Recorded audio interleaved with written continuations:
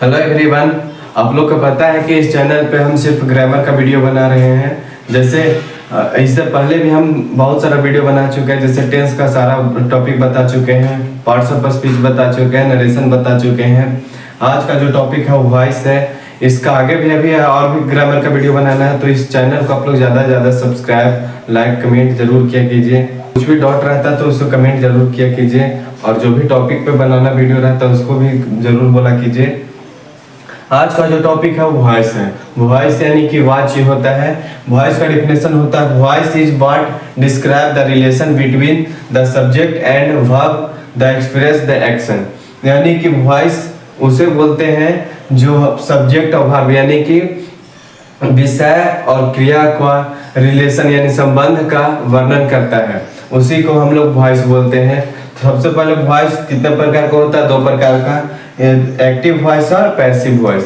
Active voice और passive voice में सिर्फ अंतर यही है कि एक्टिव वॉइस हम लोग जितना भी टेंस पढ़े हैं, जितना भी टेंस का स्ट्रक्चर होता है वो सभी एक्टिव वॉइस में ही आता है। जैसे यहाँ पर देखते हैं, जैसे मैं काम करता हूँ, मैं काम करता हूँ, ये हो गया आपका एक्टिव वॉइस। ये एक्टिव वॉइस हो गया। इसे जब हम लोग पैसिव वॉइस में चेंज करेंगे तो पैसिव वॉइस का ज़्यादा कुछ नियम नहीं है। वहाँ पर सिर्फ सब्जेक्ट के जगह पर ऑब्जेक्ट आता है, और ऑब्जेक्ट के जगह पर सब्जेक्ट जाएगा, और जो मेन वर्ब लगता है वो थर्ड फॉर्म लगता है। यानी जो मेन वर्ब लगता है V1 V2 वो भी वर्ब का थर्ड फॉर्म लगेगा। अब इसमें देखते हैं, जैसे यहाँ पर मैं है तो मैं सब्जेक्ट हुआ, और मेन वर्ब जो हुआ वो करता है। कौन करता है? तो कौन क्या करता है? काम करता है। तो काम जो हुआ वो आपका ऑब्जेक्ट हुआ। मैं यानी कि जो भी है वो मैं हुआ तो सब्जेक्ट हो गया। जो क्या हो रहा है? तो करता है जो वर्ब हो गया, और कौन क्या करता है? तो काम करता है, तो ये हो गया आपको ऑब्जेक्ट हो गया, और ये मैं जो है सब्जेक्ट है। अब इसी को हमको पैसिव वॉइस में चेंज करना है, तो कुछ नहीं करेंगे, यानी इसमें सिर्फ हो जाएगा काम मेरे द्वारा किया जाता है। काम मेरे द्वारा किया जाता है। दोनों का सेंटेंस सेम है, बट इसमें सिर्फ बोलने का तरीका चेंज हो गया है। और जो भी मेरे द्वारा काम होता है, जिसमें द्वारा लगेगा उसी को हम लोग पैसिव वॉइस बोलेंगे। यानी जैसे हम सभी के पास दो कान होता है, तो हम लोग चाहे ये कान को ही छुए चाहे ये कान को पकड़े, दोनों का बात बराबर है। उसी यही चीज हम एक्टिव पैसिव होता है। यानी कि मैं काम करता हूँ, और पैसिव वॉइस में हो गया काम मेरे द्वारा किया जाता है। अंतर दोनों का सेम है, बोलने का नियम दोनों का सेम है, सिर्फ थोड़ा सा लैंग्वेज चेंज हो गया है। आप देखते हैं हम लोग प्रोनाउन चेंज रूल, यानी कि जो भी सब्जेक्ट होगा, ही, आई रहता, वी, दे, यू, दिस, ये सब इसको चेंज करने के नियम हम लोग देखेंगे। तो एक्टिव में अगर जो आई रहता है तो पैसिव वॉइस में मी में चेंज करेंगे। एक्टिव में अगर जो वी रहता है तो पैसिव में हम लोग एस में करेंगे इसको।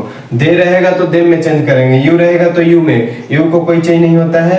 दिस का डेट में चेंज करेंगे, आवर का देर में चेंज करेंगे, नाउ का देन में चेंज करेंगे, ही का हिम में चेंज करेंगे, सी का हर में चेंज करेंगे। और भी है, आप लोग को जब बनाएंगे तो बता देंगे और चेंज करने का नियम। अब हम लोग देखेंगे एक्टिव से पैसिव चेंज करने का रूल। अब जो फर्स्ट में प्रेजेंट इंडेफिनिट, आप लोग को ध्यान देना है कि जितना हम लोग टेंस में स्ट्रक्चर पढ़े उतना ही एक्टिव वॉइस में ही पढ़ना है, यानी एक्टिव पैसिव वॉइस में भी उतना ही पढ़ना है। तो आप लोग को टेंस का वीडियो देखना बहुत जरूरी है। टेंस का वीडियो देखिएगा तभी अच्छा से समझ में आएगा वॉइस। तो वीडियो बना चुके हैं, उसको जरूर देखिएगा।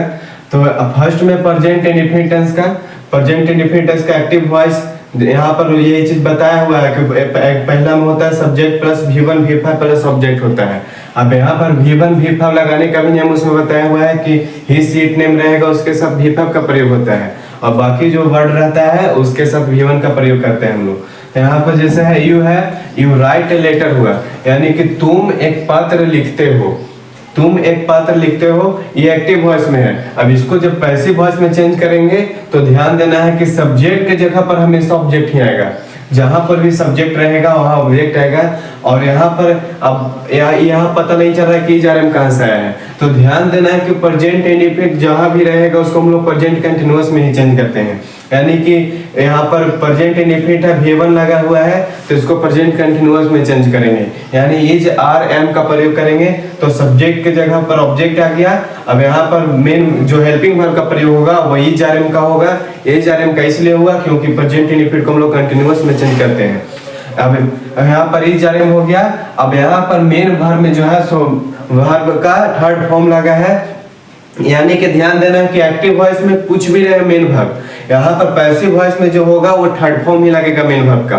तो यहाँ पर वर्ब का थर्ड फॉर्म लगा है और V3 यहाँ पर बाई हुआ। बाई इसलिए होता है कि कौन सा काम किसके द्वारा हो रहा है, तो बाई प्लस सब्जेक्ट। ये आप लोग यही चीज तो ध्यान देना है कि पैसिव वॉइस में इसी को समझना है ज्यादा कि कौन सा काम किसके द्वारा हो रहा है। तो अब ऑब्जेक्ट में क्या है, ऑब्जेक्ट में ए लेटर है तो ए लेटर हो जाएगा। अब ए लेटर यहाँ पर सिंगुलर के साथ इज लगता है तो ए लेटर इज हो जाएगा। अब यहाँ पर राइट तो V1 है तो राइट का V3 क्या होता है, रिटर्न होता है। रिटर्न के बाद बाई था तो बाई हो गया। अब यहाँ पर सब्जेक्ट में यू है, यू का चेंज यू में हो गया। यहाँ पर सब्जेक्ट की जगह पर ऑब्जेक्ट था, ऑब्जेक्ट हमको कैसे मिला, तो सब्जेक्ट की जगह पर यू हो गया। मेन वर्ब की जगह पर राइट है, ऑब्जेक्ट में लेटर है तो ऑब्जेक्ट हम लोग ए लेटर ला दिए। ए लेटर के बाद देखना है कि ऑब्जेक्ट के अनुसार इज आर एम का प्रयोग करना था तो इज का प्रयोग हुआ। अब यहाँ पर मेन वर्ब में यहाँ पर V1 है और पैसिव वॉइस में चाहे वो कैसा भी पैसिव वॉइस रहे, पैसिव वॉइस में हम लोग वर्ब का थर्ड फॉर्म ही लगाएंगे। तो V3 में राइट का V3 रिटर्न होता है और यहाँ पर वाई था तो वाई हो गया। सब्जेक्ट में यू है, यू का चेंज यू ही। जो वीडियो आप लोग बताए थे इससे पहले बताया आप लोग को कि प्रोनाउन चेंज नियम क्या होता है, तो यही इसी चीज के लिए बताया था आप लोग को, यानी यू का चेंज यू में बताया है। अब है नेक्स्ट, सब्जेक्ट रहेगा, डूडज रहेगा, नोट रहेगा, V1 रहेगा, ऑब्जेक्ट। अब आप लोग बोलिएगा यहाँ डूडज कहाँ से आया, तो जब तक आप टेंस का वीडियो नहीं देखिएगा तब तक ये समझ में नहीं आएगा। यहाँ पर निगेटिव है, नोट आया इसलिए डूडज का प्रयोग हुआ है। टेंस तो पूरा अच्छा तरीका से बताया हुआ इसलिए वीडियो देखिएगा आप लोग जरूर। अब सब्जेक्ट में ही हो गया, ही के साथ डज लगता है। अब नोट है तो नोट हो गया। यहाँ पर V1 हो गया, रीड बुक। अब यहाँ पर जब भी डूडज का प्रयोग होता है तो वर्ब का वन ही लगता है, यानी V1 ही प्रयोग होता है। अब इसको भी एक्टिव से पैसिव में चेंज करेंगे हम लोग तो सब्जेक्ट के जगह पर ऑब्जेक्ट हो जाएगा। डू डज के जगह पर हम लोग अभी जस्ट बताए कि इज आर एम का प्रयोग होगा, यानी हेल्पिंग वर्ब में इज आर एम का प्रयोग करेंगे। नोट था तो नोट हो गया।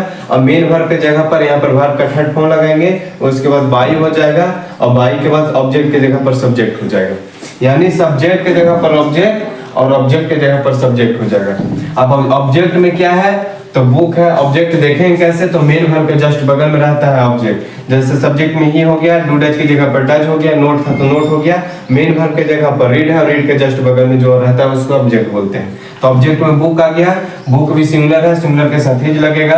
अब नहीं है तो नोट हो गया, यानी नोट था तो नोट हम लोग लिखेंगे। अब यहाँ पर V3 है, यहाँ पर V1 था रीड और रीड का V3 भी रेड होता है। इसको पढ़ेंगे रीड बट मीनिंग वही रहता है V3 में।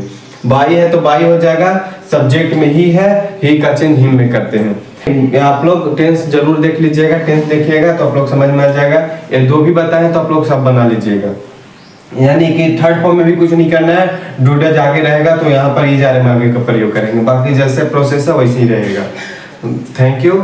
आप लोग ज्यादा से ज्यादा इस वीडियो को लाइक कीजिए, सब्सक्राइब कीजिए।